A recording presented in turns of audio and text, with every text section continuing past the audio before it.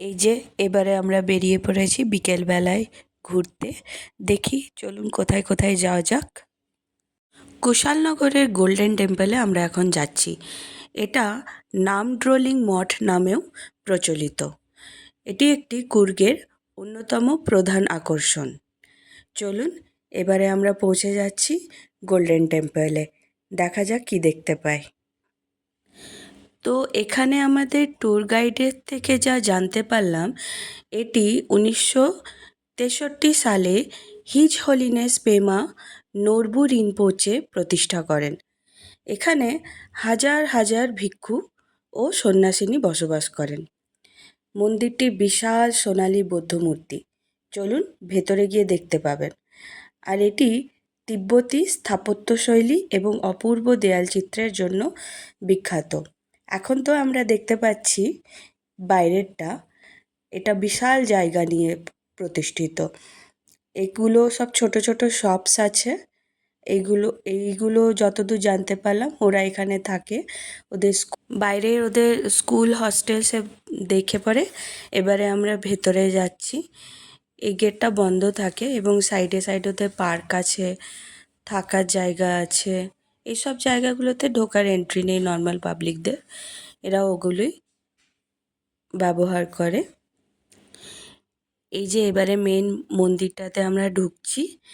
এখানে Buddha Shakyamuni and Guru Rinpoche and Buddha অমিতায়ুষ 3 মূর্তির দেখা পাবেন।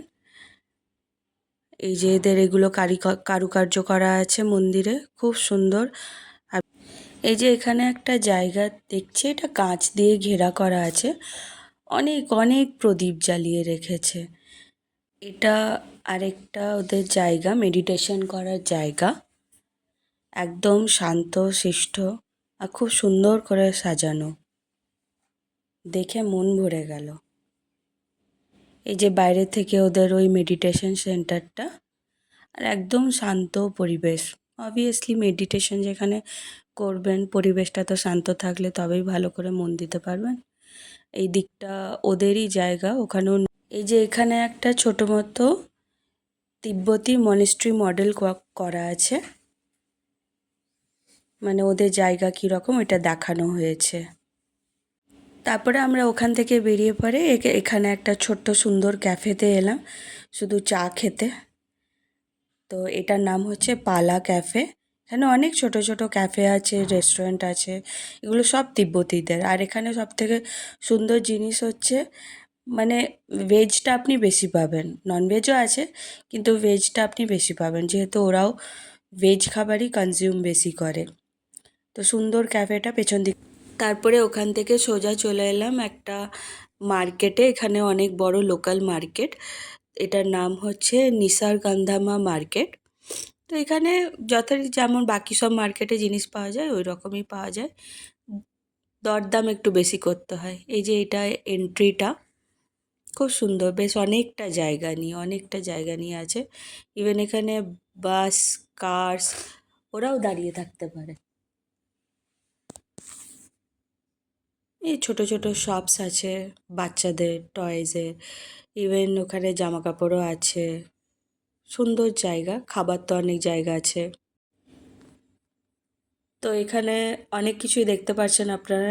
এখানে আপনারা ড্রাই স্পাইসেস পেয়ে যাবেন, ওয়াইনস, জুটের জিনিস, চকলেটস, অনেক কিছুই পাওয়া যায়। ম্যাক্সিমাম সব এগুলো ওদের নিজের বানানো লোকাল জিনিস। বাট আমাদের যে নিয়ে গেছিলো সে বললো এখান থেকে নয়, পরের দিন আমরা যেখানে যাব একটা জায়গা, ওটা হচ্ছে মেডিকেরি, ওখানে আমরা ভালো কোয়ালিটির জিনিস পেতে পারি। তারপরে এখানে আমার ছেলে ওর কি চেন বানানো ছিল ওটা বানাচ্ছি। গুড মর্নিং, আশা করি সবাই ভালো আছেন। তো আমি কালকে ব্লগটা শেষ করতে ভুলে গেছিলাম, ঘরে এসে ঘুমিয়ে পড়েছিলাম। যাই হোক, তো আজকে সকালে আমরা যাচ্ছি মেডিকেরিতে। তো বাট আপনারা গতকালের ব্লগটা দেখুন, আর দেখে পরে জানাবেন কেমন লাগছে। Through your like, share and subscribe.